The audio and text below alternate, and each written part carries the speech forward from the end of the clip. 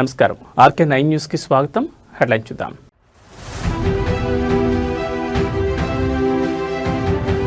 కిరాయి గ్యాంగులపై చర్యలు తీసుకుంటే జగన్ అడ్రస్ గల్లంతేనన్న పవన్.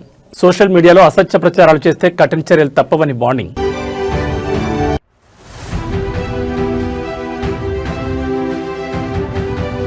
రేపు బీఆర్ఎస్ శాసనసభాపక్ష కార్యవర్గ సంయుక్త భేటీ. పార్టీ సంస్థాగత బలోపేతంపై సమావేశంలో చర్చ.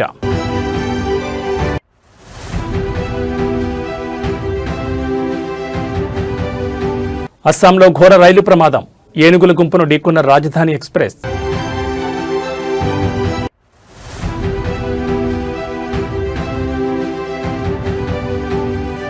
తెలుగు రాష్ట్రాలపై చలి పంజా. సింగిల్ డిజిట్ కి పడిపోతున్న ఉష్ణోగ్రతలు. ఇక డీటెయిల్స్ చూస్తే వైసీపీ అధినేత జగన్ కు డిప్యూటీ సీఎం పవన్ కళ్యాణ్ తీవ్ర స్థాయిలో హెచ్చరికలు జారీ చేశారు. అధికారంలో ఉన్నప్పుడు ఏమీ చేయలేని వారు ఇప్పుడు మళ్లీ వస్తామంటూ బెదిరింపులకు పాల్పడడం సరికాదన్నారు.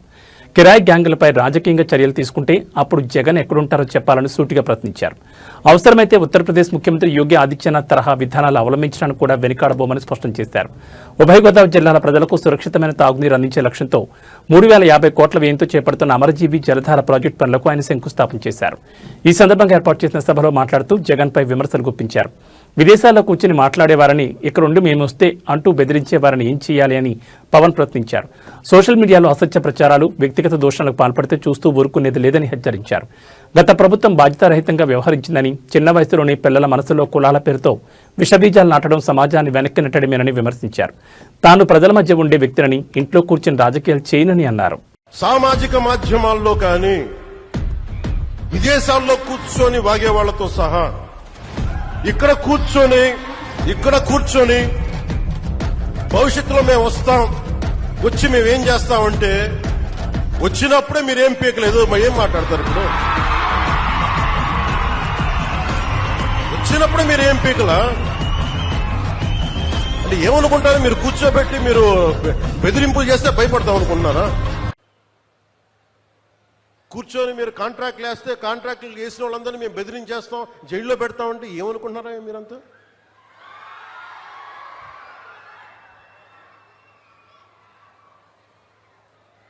మేమేం మాటలా గుర్తుపెట్టుకోండి. అలా బెదిరించే సమూహం ఎవరైనా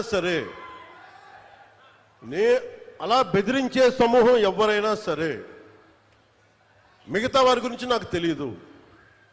పవన్ కళ్యాణ్కి అధికారం ఉన్నా అధికారం లేకపోయినా పవన్ కళ్యాణ్ ఎప్పుడు పవన్ కళ్యాణ్ లాగే ఉంటాడు. భయపడ్డాం.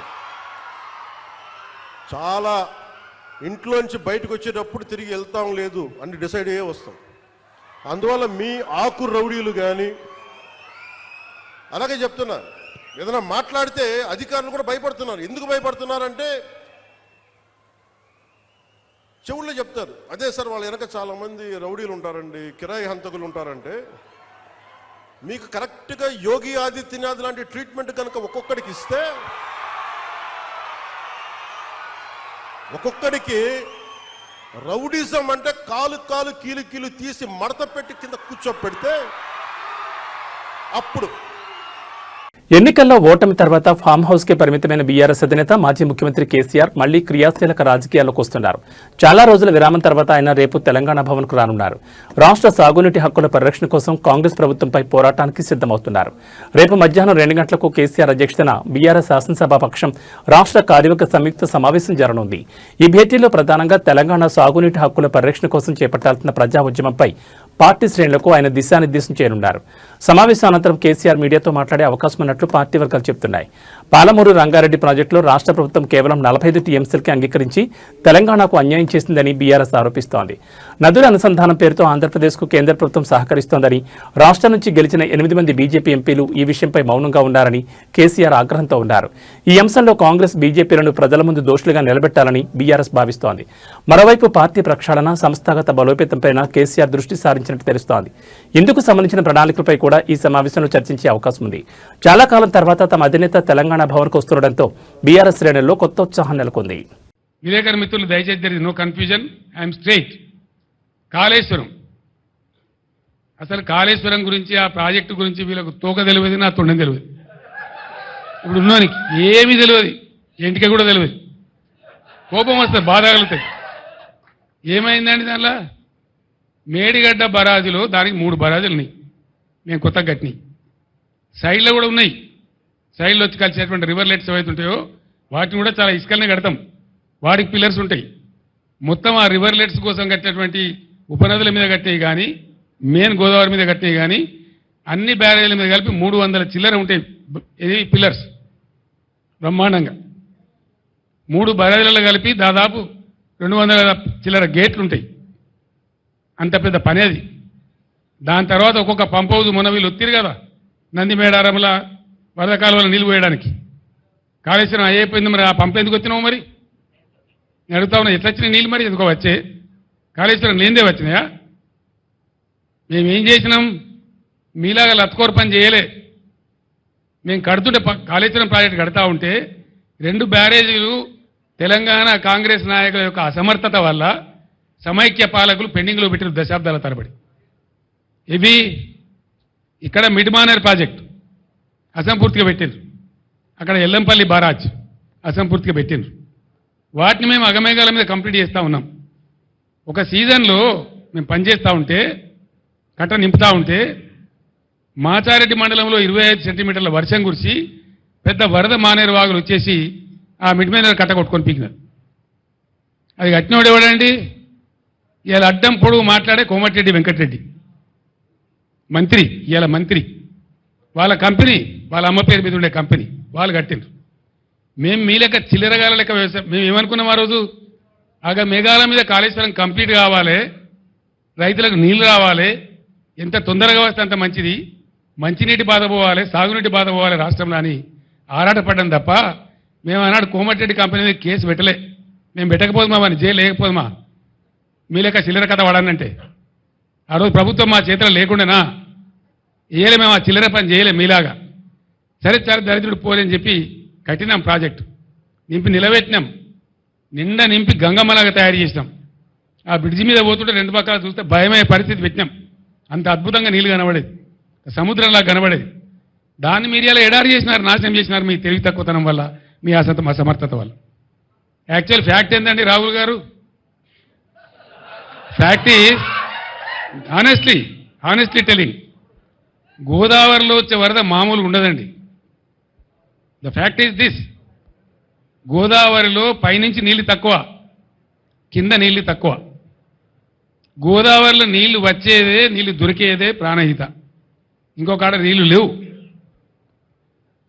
ఆ ప్రాణహిత దాటినాకనే కట్టాల. దానికోసం ఒక 6 నెలలు తపస్సు చేసినట్టు చేసి ఆ మేడిగడ్డను కనిపెట్టుకున్నాం. మేము కేంద్ర ప్రభుత్వ సంస్థ వ్యాప్కోస్ లైడార్ సర్వే కావాలంటే లైడార్ సర్వే కూడా చేసినాం. దాని డిజైన్ ఏంది అసలు వీళ్ళకి తెలుసా? వీళ్ళకి డిజైన్ గురించి అవగాహన ఉందా?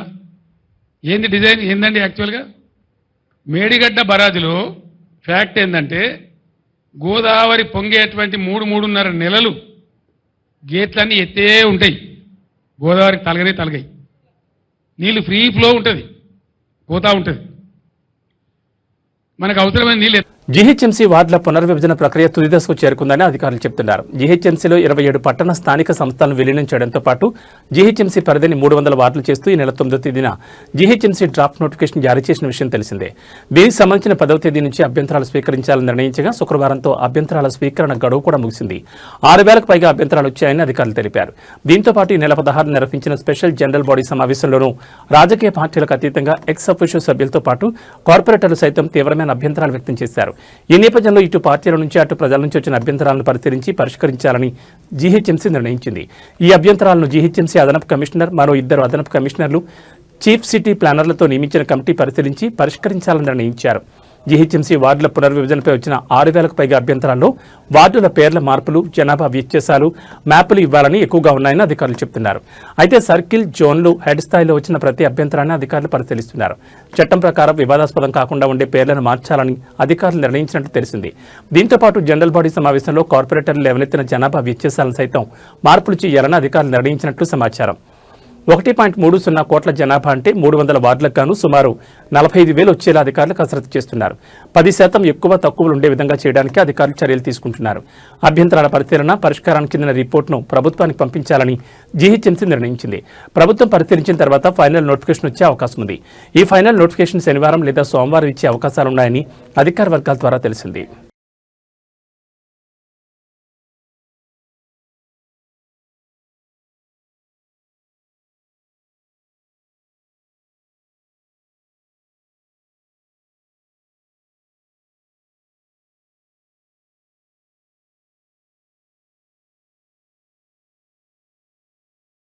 సర్పంచ్ ఎన్నికల ఫలితాలపై CM Revanth, TPCC chief Mahesh Goud, రాష్ట్ర వ్యవహారాల ఇన్ఛార్జ్ మీనాక్షి నటరాజన్ సమీక్ష నిర్వహించారు. 18 మంది ఎమ్మెల్యేల పనితీరుపై అసహనం వ్యక్తం చేశారు. రెబల్స్ ని ఎందుకు బుజ్జగించలేదు, సొంత బంధువులకు టికెట్ ఇప్పించేందుకు పార్టీకి నష్టం చేశారని పీసీసీ తేల్చింది. దీంతో అగ్రనాయకులు ఎమ్మెల్యేలకు అక్షంతలు వేశారు. ఈ ఘటన మరోసారి రిపీట్ అయిందంటే ఊరుకునేది లేదని హెచ్చరించారు. పాలమూరు ఎమ్మెల్యేలపై కూడా అసహనం వ్యక్తం చేసినట్టు తెలుస్తోంది. ఎమ్మెల్యేల పనితీరుపై దాదాపు 2-3 రోజులుగా సమీక్ష జరిగినట్లు పార్టీ వర్గాలు చెబుతున్నాయి.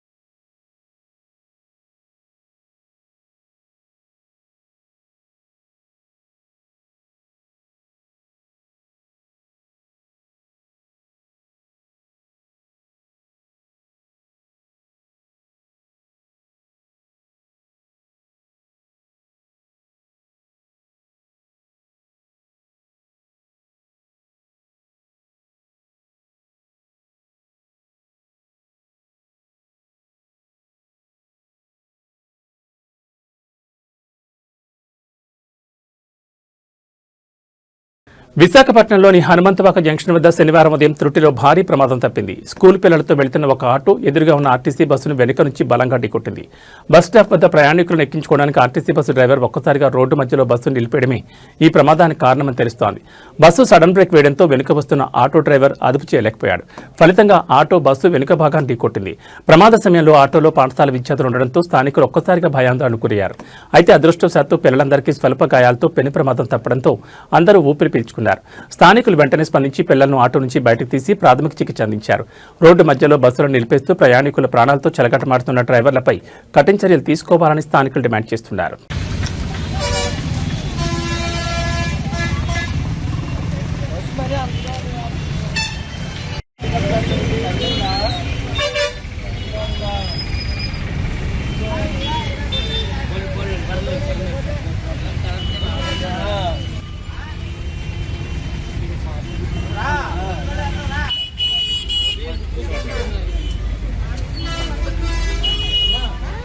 అమ్మ ముక్కులోంచి బ్లడ్ వస్తుంది. అమ్మ నీళ్ళు పట్టించగలి, ముక్కులోంచి బ్లడ్ వస్తుంది.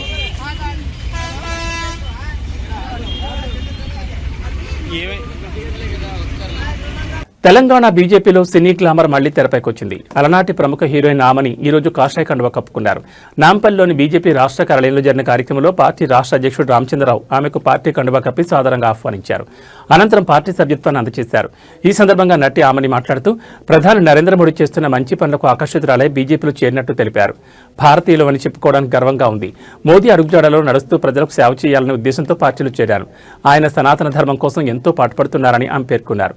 రాష్ట్రంలో కాంగ్రెస్ ప్రభుత్వం ఏర్పడిన తర్వాత ప్రజా పోరాటాలపై నెమ్మదిగా స్పందిస్తున్న బీజేపీ ఇప్పుడు అనూహ్యంగా సినీ తారలను చేర్చుకోవడంపై దృష్టి పెట్టడం రాజకీయ వర్గాల్లో ఆసక్తి రేపుతోంది. గత అసెంబ్లీ ఎన్నికలకు ముందు కూడా విజయశాంతి, జయసుధ, జీవిత, రాజశేఖర్ వంటి వారిని పార్టీలోకి ఆహ్వానించింది. కొందరు అగ్రహీనులతో బీజేపీ జాతీయ నేతలు భేటీ కావడం, దర్శకుడు రాజమౌళి తండ్రి విజేంద్ర ప్రసాద్ కు రాజ్యసభ సభ్యత్వం ఇవ్వడం వంటి పరిణామాలు చోటు చేసుకున్నాయి. శ్రీమతి ఆమని గారిని సత్కరించి భారతీయ జనతా పార్టీలో వారిని జాయిన్ చేయించినందుకు కోరుతున్నాం.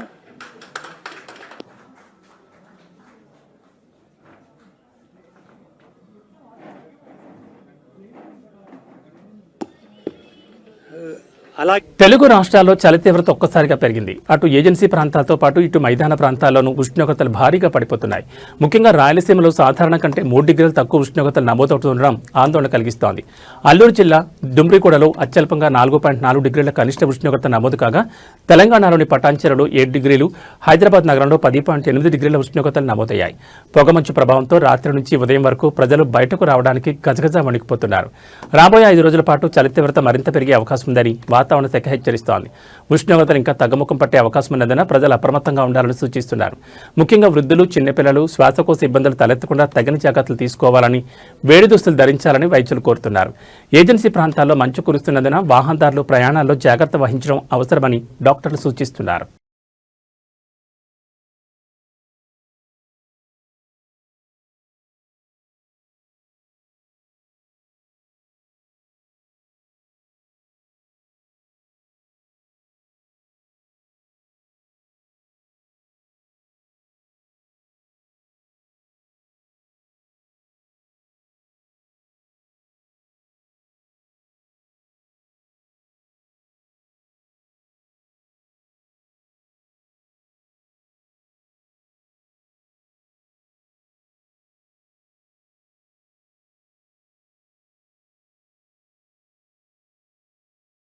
రేపు వైసీపీ అధినేత వైఎస్ జగన్మోహన్ రెడ్డి పుట్టినరోజు కావడంతో అనంతపురం నగర వ్యాప్తంగా ఆయన అభిమానులు వైసీపీ శ్రేణులు భారీగా ఫ్లెక్సీలు బ్యానర్లు ఏర్పాటు చేశారు.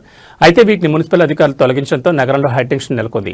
నగరంలోని ప్రధాన కూడళ్లు వీధుల్లో అనుమతి లేకుండా ఫ్లెక్సీలు కట్టారన్న కారణంతో మున్సిపల్ సిబ్బంది వాటిని తొలగించడం ప్రారంభించారు. ఈ విషయం తెలుసుకున్న వైసీపీ స్థానిక నాయకులు కార్యకర్తలు అక్కడికి చేరుకుని మున్సిపల్ సిబ్బందిని అడ్డుకున్నారు. అధికారులకు వైసీపీ నేతలకు మధ్య తీవ్రస్థాయిలో వాగ్వాదం జరిగింది. తమ నాయకుడి పుట్టినరోజు వేడుకలను అడ్డుకోవాలని చూడడం సరికాదని వారు నిరసన వ్యక్తం చేశారు.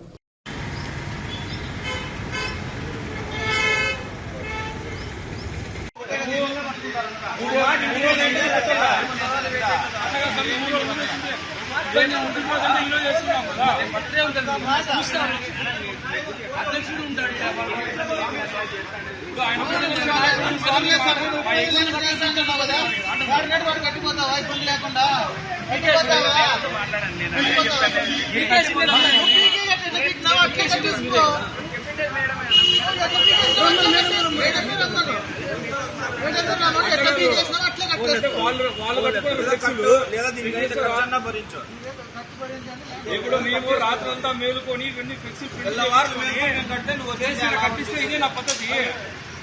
మీరు వాళ్ళ ఊరికే నా పని చేసేది మాకు తీరా పని అంటే మీరేదో పర్యటన దీనికి ఇట్లా చేస్తారా స్వామి మీరు?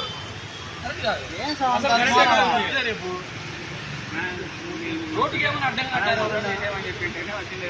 అడిగి 2 రోజులు అని చెప్పి మేము పీకలేదు.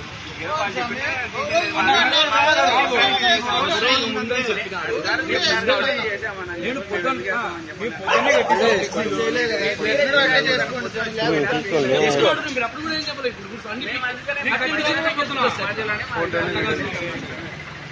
మేము కట్టించినదే పొద్దున.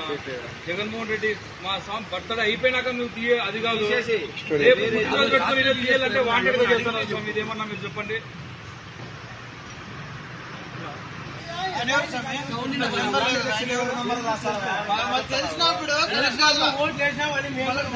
రాజేంద్రనగర్ పరిధిలోని పీవీఎన్ఆర్ ఎక్స్ప్రెస్ వేపై డైరీ ఫామ్ సమీపంలో ఈ రోజు తెల్లవారుజామున పెను ప్రమాదం తప్పింది. అతివేగం కారణంగా 2 కార్లు ఒకదానికొకటి బలంగా ఢీకొన్నాయి. ఎక్స్ప్రెస్ వేపై 2 కార్లు అత్యంత వేగంతో వెళుతూ నియంత్రణ కోల్పోయి ఢీకొన్నాయి. ఈ ప్రమాదంలో కార్లు తీవ్రంగా దెబ్బతిన్నాయి. కార్లలో ప్రయాణిస్తున్న 3కి తీవ్ర గాయాలయ్యాయి. ఘటనా స్థలానికి చేరుకున్న పోలీసులు బాధితులను వెంటనే చికిత్స నిమిత్తం సమీపంలోని ఆసుపత్రికి తరలించారు. ప్రమాదం జరిగిన వెంటనే ఎక్స్ప్రెస్ వేపై రాకపోకలు నిలిచిపోయాయి. కిలోమీటర్ల మేర వాహనాలు నిలిచిపోవడంతో ప్రయాణికులు తీవ్ర ఇబ్బందులు పడ్డారు.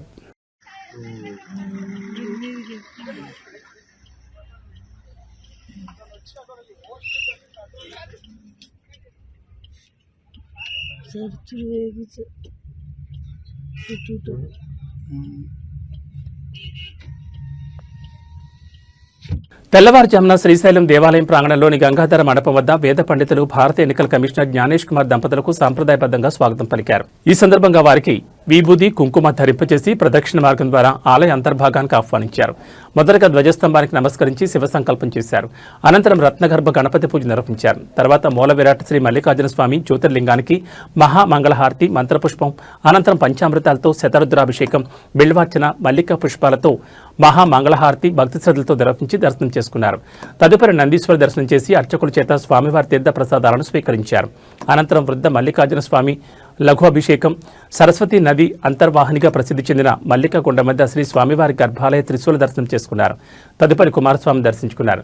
అనంతరం భారత ఎన్నికల కమిషనర్ జ్ఞానేష్ కుమార్ దంపతులు బ్రహ్మరాంబ అమ్మవారి ముఖమండపంలో ఆదిశంకరాచార్యులు ప్రతిష్ఠించిన శ్రీచక్రానికి ఖడ్గమాలతో కుంకుమార్చన నిర్వహించి షోడశోపచార పూజలు భక్తి శ్రద్ధలతో నిర్వహించారు. అనంతరం అమ్మవారి హారతి స్వీకరించారు. తర్వాత వేదాశీర్వచన మండపంలో వేద పండితులు ఆశీర్వచనం చేయగా అమ్మవారి తీర్థప్రసాదాలు, అమ్మవారి చిత్రపటాలు మరియు శేష వస్త్రాలను ఆలయ కార్యనిర్వహణాధికారి భారత ఎన్నికల కమిషన్కి సమర్పించారు.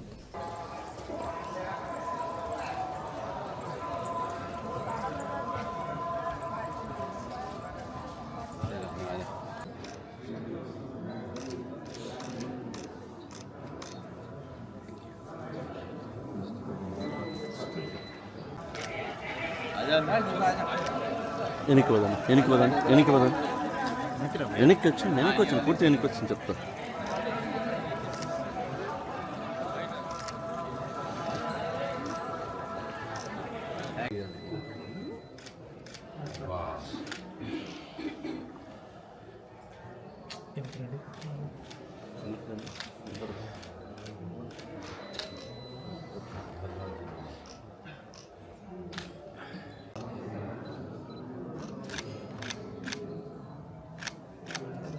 కొంచెం ఓకే చెప్పొద్దండి కొంచెం. ఓకేనా ఓకేనా రైట్ ఓకే సార్. అస్సాంలో ఘోర ప్రమాదం చోటు చేసుకుంది. హోజాయ్ జిల్లాలో ఈ రోజు తెల్లవారుజామున సైరంగ్ న్యూఢిల్లీ రాజధాని ఎక్స్ప్రెస్ రైలు ఏనుగుల గుంపును ఢీకొట్టింది. ఈ దుర్ఘటనలో 8 ఏనుగులు అక్కడికక్కడే మృతి చెందగా ఒక ఏనుగు పిల్లను అటవీశాఖ అధికారులు రక్షించారు. ప్రమాద తీవ్రతకు రైలు ఇంజిన్తో పాటు 5 బోగీలు పట్టాలు తప్పాయి. ఇవాళ తెల్లవారుజామున 2:15 ప్రాంతంలో మిజోరాంలోని సైరంగ్ నుంచి ఢిల్లీ వెళుతున్న రాజధాని ఎక్స్ప్రెస్ ఈ ప్రమాదానికి గురైంది. గౌహటికి సుమారు 126 కిలోమీటర్ల దూరంలో ఈ ఘటన జరిగింది. ప్రయాణికులకు ఎలాంటి గాయాలు కాలేదని అందరూ సురక్షితంగా ఉన్నారని రైల్వే అధికారులు స్పష్టం చేశారు. ప్రమాదవత తెలియగానే సహాయక బృందాలు అధికారులు ఘటనా స్థలాన్ని చేరుకుని సహాయక చర్యలు చేపట్టాయి. ఈ ప్రమాదం కారణంగా రైలు పట్టాలపై ఏనుగుల కళేభారాలు చెల్లాచెదరుగా పడడంతో ఈ మార్గంలో రైళ్ల రాకపోకలకు తీవ్ర అంతరాయం ఏర్పడింది. ముఖ్యంగా ఎగువ అస్సాం, ఇతర ఈశాన్య రాష్ట్రాలకు వెళ్లే సర్వీసులపై ప్రభావం పడింది. ప్రమాదానికి గురైన రైల్లోని ప్రయాణికులను అదే రైల్లోని ఖాళీ బెర్తుల్లో సర్దుబాటు చేశారు. గౌహటికి చేరుకున్న తర్వాత అదనపు కోచ్లు జత చేసి రైలును తిరిగి ఢిల్లీకి పంపిస్తామని అధికారులు తెలిపారు. కాగా ఈ ప్రమాదం జరిగిన ప్రాంతం ఏనుగుల కారిడార్ కాదని అటవీ అధికారులు తెలిపారు. రైలు పట్టాలపై ఏనుగుల గుంపును గమనించిన లోకో పైలట్ వెంటనే ఎమర్జెన్సీ బ్రేకులు వేసినప్పటికీ ఏనుగులు వేగంగా రైలును ఢీకొట్టడంతో ఈ ఘోరం జరిగిందని తెలుస్తోంది.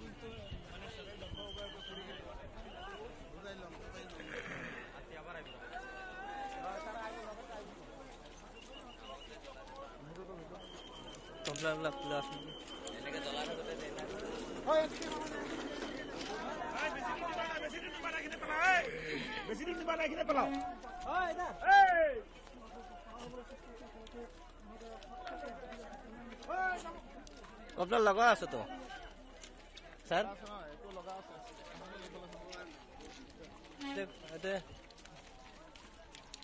এটা স্টাফ আছে কিনা নাই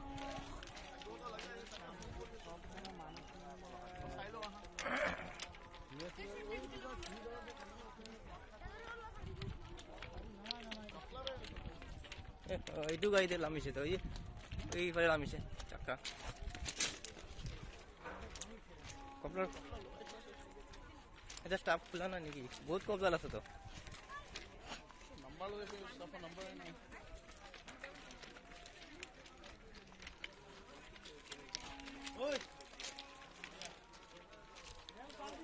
এইটো নামিছে